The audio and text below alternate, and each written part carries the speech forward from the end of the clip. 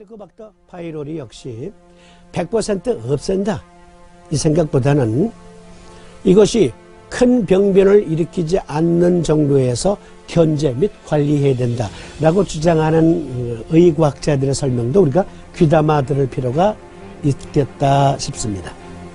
그러면 국가건강정보 포털에서 제공한 위험의 분류 이거 한번 살펴보겠습니다. 그러면 국가건강정보 포털에서 제공한 위험의 분류 이거 한번 살펴보겠습니다.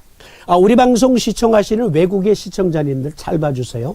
외국에서 시청하시는 분들 중에는 제게 이런 말씀을 해주시는 분들이 계세요. 지금 보고 계시죠? 캐나다 밴쿠버에 우리 김 원장님. 네. 외국인들과의 상담시, 그러니까 현재 코쟁이 환자들과의 상담시 우리 방송에서 함께 토론하는 이러한 내용을 근거로 상담을 하면 코쟁이들과의 의사소통이 아주 쉽다. 그리고 환자들이 좋아한다. 그러셨죠? 네. 그렇습니다. 최소한 기본적인 서의학적 용어로서의 증을 우리가 이해하는 것하고 위험? 그거 담음이 원인이야. 숙담이 원인이야. 등등 그런 얘기 해봤자 코쟁이들하고 아무런 대화에 도움이 안 돼요. 그러한 표현을 많이 쓸수록 오히려 동의학자들을 신뢰하지 않습니다. 그런데 보세요. 급성위험 일단 영문으로서의 증상명도 중요한 것을 우리가 이해할 필요가 있죠. 외국에 계신 분들에게 특히 강조드리는 겁니다. 급성위험은 acute gastritis라고 합니다. acute gastritis. 가스하고 잠깐 띄었다가 라이티스, 가스트라이티스 이렇게 이것이 급성위험인데요. 원인이 보면 첫 번째 헬리코박터 파이로리에 의한 감염이 가장 널리 인정되고 있습니다. 다른 감염성 위험 그것은 첫 번째 세균성 감염 여기에 세균은 헬리코박터 파이로리를 제외한 것. 두 번째 고름성 위험이 있고요. 세 번째 미코박테리움 위험이 있다고 합니다. 네 번째 매독성 위험이 있습니다. 다섯 번째 바이러스성 위험이 있고요. 여섯 번째 기생충성 위험이 있어요. 기생충에 의해서. 일곱 번째 진균성 위험. 진균성 위험은 뭐냐면 식도와 위벽에 곰팡이가 핀 거예요. 곰팡이. 곰팡이성 위험이 있고요.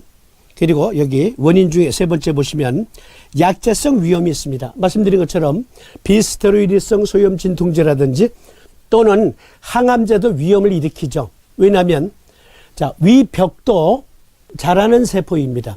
머리카락도 자라는 세포이고 피부도 자라는 세포예요. 다른 거의 모든 장기들은 자라지 않고 성장을 멈춘 상태에 즉 이제 성인이 된 후에는 그 멈춘 상태에 있지만 머리카락이나 위벽이나 피부는 계속 성장하거든요. 그런데 항암제는 성장하는 것은 모두 암세포로 인식하기 때문에 공격하는 거예요.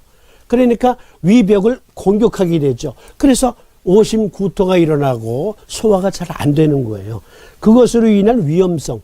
그러니까 그러한 약제들에 의한 위험을 가리켜 약제성 위험이라고 하고 네 번째 부식성 위험이 있습니다. 그 다음에 만성 위축성 위험. 외국에 계신 우리 시청자님들 특히 아큐펑처 클리닉 하시는 분들 환자가 호소합니다. 제가 위염입니다. gastritis인데 어떤 상태? acute가 아니라 chronic 이 만성 위험 상태다. chronic atrophic gastritis. atrophic은 위축성 위험이에요. 위축성이라는 뜻이에요.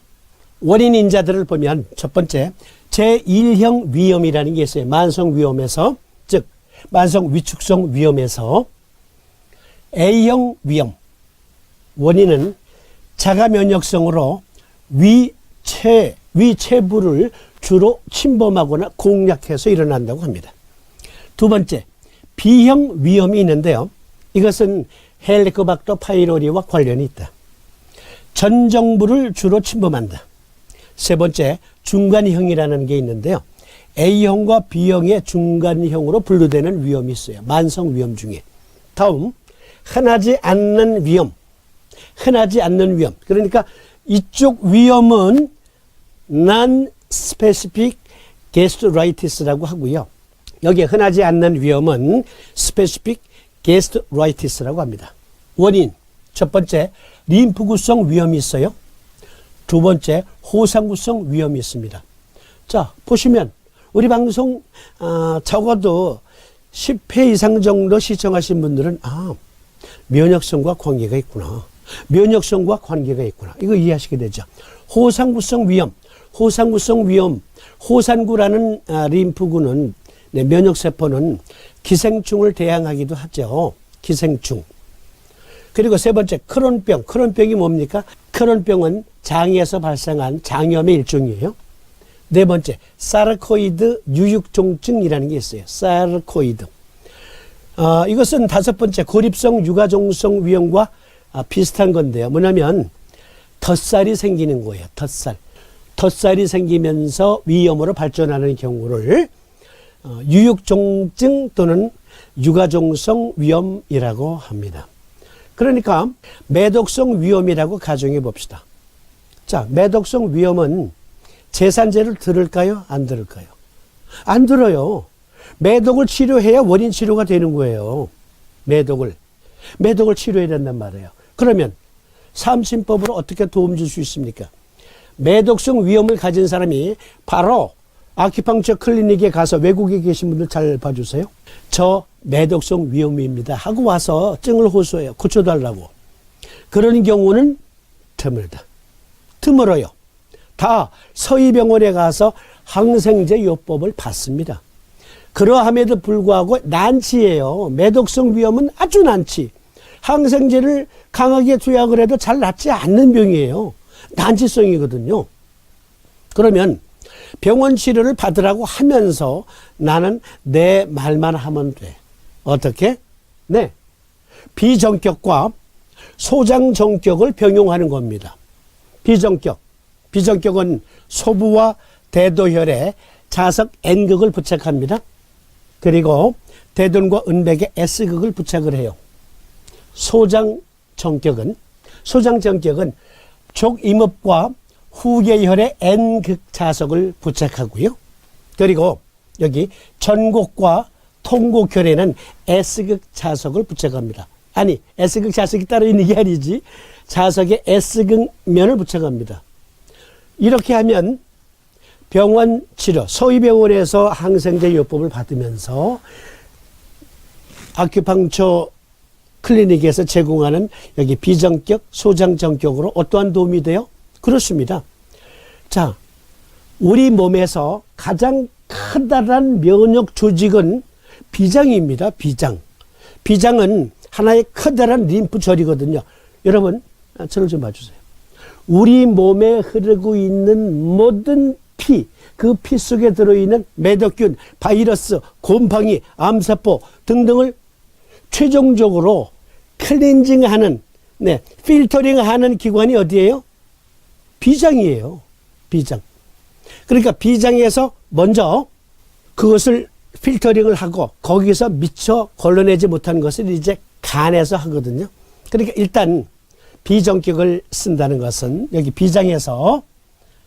비장이라고 하는 커다란 림프절에서 여기 매독균 비정격을 24시간 동안 계속 자석을 붙여두면 24시간 동안 계속 림프절, 비장이라고 하는 림프절에서 매독균을 계속 공략합니다. 그리고 매독균은 혈을 타고 돌아다니면서 이곳저곳에 또 병변을 일으키기도 해요.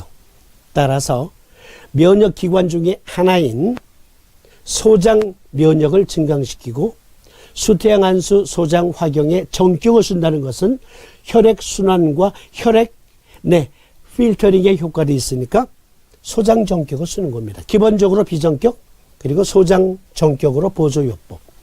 그러면 나아요. 그러니까 여기 위험의 여러 원인들을 살펴보니까 매독성 위험도 삼침법으로 도와줄 수 있다. 그런 결론에 도달할 수 있는 겁니다. 자, 위험의 분류.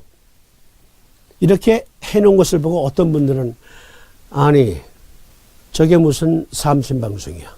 저게 무슨 동의학 방송이야. 저거 서의학 방송이잖아. 과연 그러할까요? 자, 보세요. 이것을 알면 우리가 여기 chronic atrophic gastritis 그리고 specific gastritis는 일단 주 원인이 자가면역이요. 또는 헬리코박터 파이로리와 관련된 그러한 원인 인자도 있고 또 림프구성, 호상구성, 크론병, 사르코이드 증상 등등. 네, 대장 정격증이잖아요. 그러니까 여기 만성 위축성 위염의 경우와 흔하지 않는 위염의 경우 기본적으로 대장 정격을 놓으면서 무엇을 놓을 수 있습니까? 간 정격을 놓는 거예요. 간 정격. 왜? 자, 면역력을 발휘하는 특히 내부 소화기 계통의 면역력을 누가 지휘하냐면 지휘는 간에서 해요. 무엇으로? 사이토카인으로. 그런데 어떤 분들은 그러실 점을 해요. 서의학 공부 많이 하신 분들은 무슨 얘기를 하고 있어? 지금 위험의 자가 면역적은 사이토카인이 증폭했기 때문이야. 그런데요, 삼침은요, 조절을 합니다. 간 정격을 놓으면 마냥 사이토카인이 간의 쿠퍼셀에서 마냥 생산되는 게 아니고 적절히 적절한 면역력에 필요한 만큼의 사이토카인이 분비돼요. 따라서 면역력 저하로 생겼던 면역력 과잉으로 생겼던 여기 간 정격을 놓는 거예요. 그리고 대장 정격하고 같이 놓으면 상호 역시 기량작용을 하면서 몸의 면역력을 조절해요. 그러니까 이러한 증을 보면 서의학적 증을 보면 대장 정격증이네, 간 정격증이네 이해할 수 있잖아요.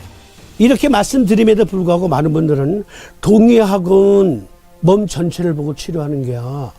몸 전체를 보고 치료하는 거라고 부분적인 파트별로 치료하는 게 아니고 네, 그런 분들은요 삼침법을 논할 자격이 없습니다. 왜냐하면 삼도인은 병의 어떠한 증을 보고 예를 들어서 요통이라고 하면 요통 침 한 방이면 돼 이렇게 말씀하시는 분이 아니에요.